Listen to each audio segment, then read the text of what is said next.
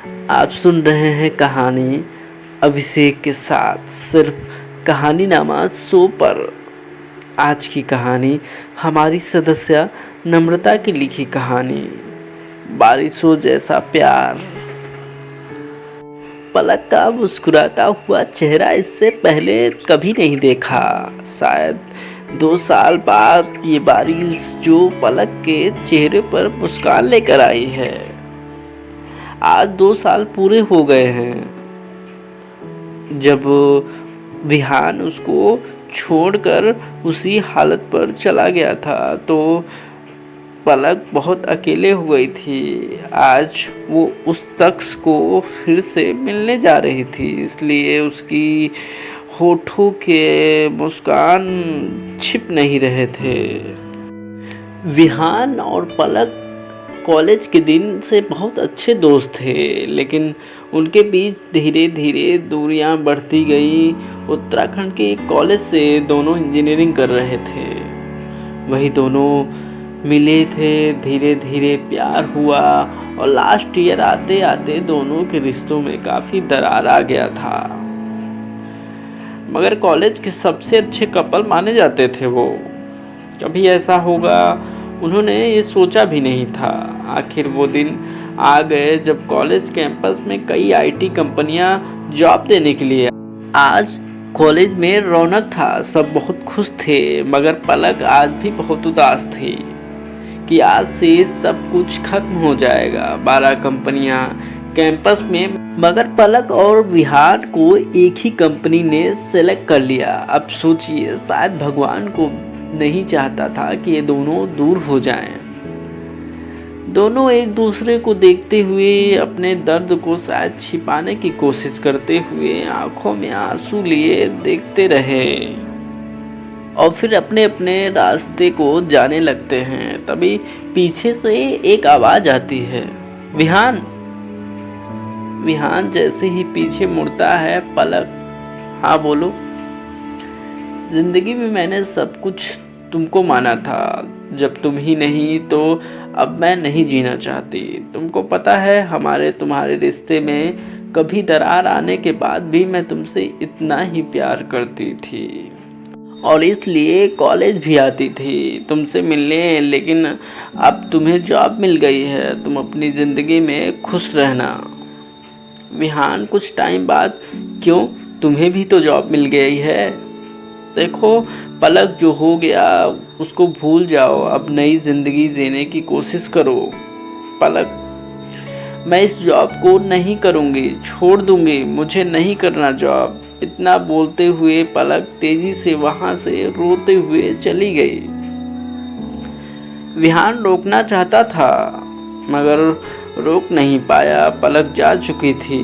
अब विहान और पलक की एक आखिरी मुलाकात थी, शायद अब वो दोनों नहीं मिलेंगे। दूसरे दिन से विहान ऑफिस ज्वाइन किया, मगर पलक का कोई पता नहीं। 1 हफ्ते गुजर जाने के बाद भी पलक ऑफिस नहीं ज्वाइन की, तो ऑफिस के मैनेजर ने फ़ोन किया, उसको ईमेल किया, लेकिन फ़ोन ईमेल का जवाब मिला नहीं। पलक का ऑफिस में ज्वाइन ना करना, ये बात विहान को कुछ ठीक नहीं लग रहा था। विहान मन में ही सोच रहा था कि पलक ऑफिस क्यों नहीं ज्वाइन कर रही है। वहीं दूसरी तरफ पलक खुद को कैद कर ली है। उसने इंजीनियरिंग की जॉब भी मिल गया, मगर उसको भी ठुकरा दिया। पलक के माँ बाप बचपन में ही गुजर गए थे। दादा दादी के साथ पलक रहती थी और अब पलक घर में अकेले रहने लगी। पलक के पापा ने अनाथालय खुलवाया था, जो उनके जाने के बाद पलक के दादा देख रहे थे, मगर वो भी काम नहीं कर सकते, इसलिए 2 साल से अनाथालय बंद है।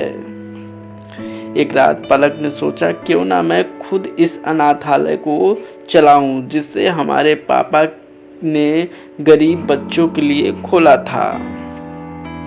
उसे पापा की यादें भी ताज़ा हो जाएंगी और बेड पर लेटी यही सब सोचते सोचते सुबह हो गई। नींद नहीं आई, अब नींद गायब सी हो गई थी। दूसरे दिन से पलक फिर से उस बंद अनाथालय को शुरू कर देती है और उसने निर्णय कर लिया कि वो शादी नहीं करेगी, सारी जिंदगी लोगों की मदद करेगी। वो सबको खुश रखना चाहती थी, लेकिन वो अंदर ही अंदर खुद टूट चुकी थी। वो खुद को बिजी रखना चाहती थी जिससे विहान की यादें ना आए। वहीं दूसरी तरफ विहान अपने जॉब में लगा था, मगर खुश नहीं था। शायद उसकी खुशी पलक में थी। जब से पलक गई, विहान भी किसी दूसरे लड़की से बात नहीं किया, उसके ही यादों में खोया रहता था। धीरे धीरे 1 साल गुजर गए, दोनों अलग हुए, लेकिन प्यार आज भी जिंदा है दोनों के दिलों में। अगली सुबह अनाथालय जब पहुंची पलक, तो उसने देखा कि उसके अनाथालय में विहान आया है। थोड़ी देर के लिए आंखों पर विश्वास नहीं हो रहा था, लेकिन सच में विहान ही है। विहान अकेले नहीं था, उसके साथ 3 साल की बच्ची भी थी।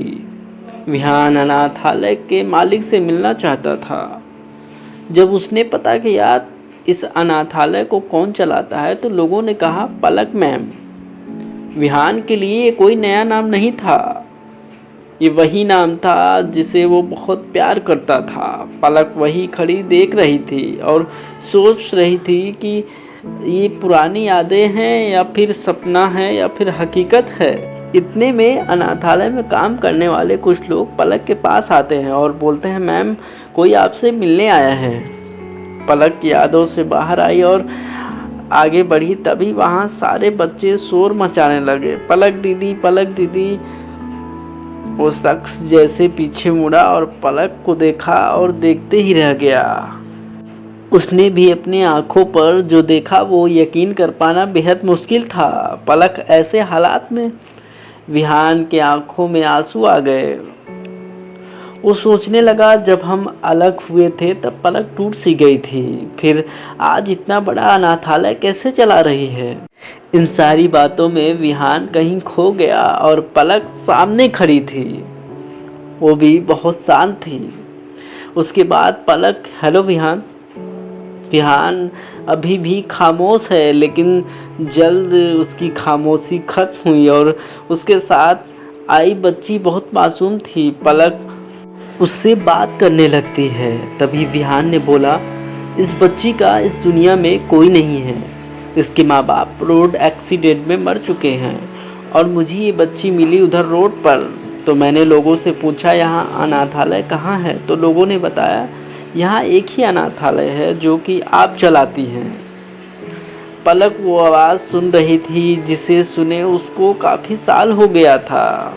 पलक बोली, ठीक है, आप यहाँ इसे छोड़ दें, हम इसका पालन पोषण करेंगे। इतना सुनते ही विहान के होठों पर मुस्कान झलक उठी।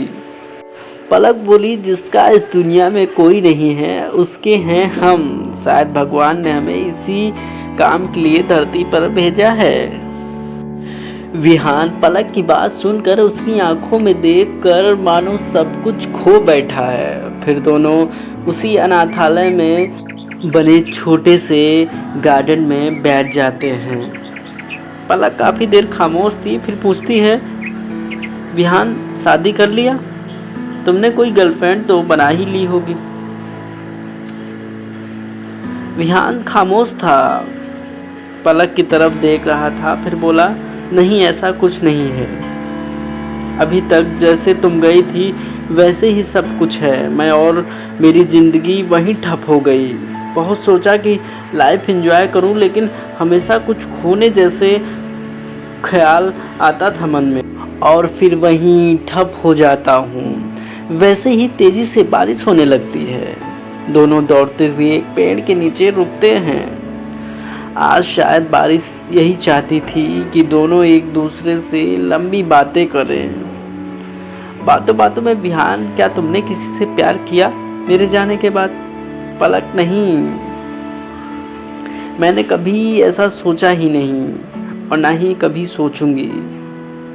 बारिश भी रुकने का नाम नहीं ले रही थी। अब दोनों के कपड़े बिल्कुल गीले हो चुके हैं। शाम हो गई है। गार्डन में वो सालों बाद पुराना प्यार आज फिर उमड़ चुका है।